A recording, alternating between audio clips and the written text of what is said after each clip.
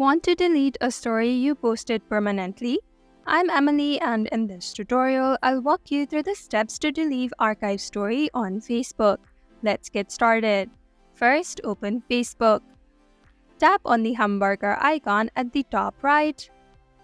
Scroll down, tap on Settings and Privacy. Then tap on Settings.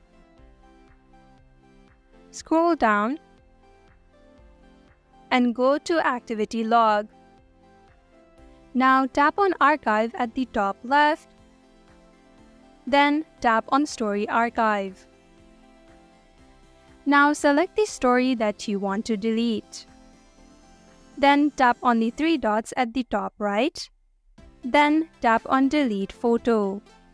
Then tap on Delete again to confirm. And this is how you delete archive story on Facebook. If you want to restore the deleted story or post but don't know how to, then make sure to check that video out on our channel. Thank you for watching Online Help Guide. Hope this video was helpful. If it was, then hit the like button and comment down if you have any questions or feedback. Also, if you're new to our channel, subscribe and hit the bell icon so that you don't miss our upcoming videos.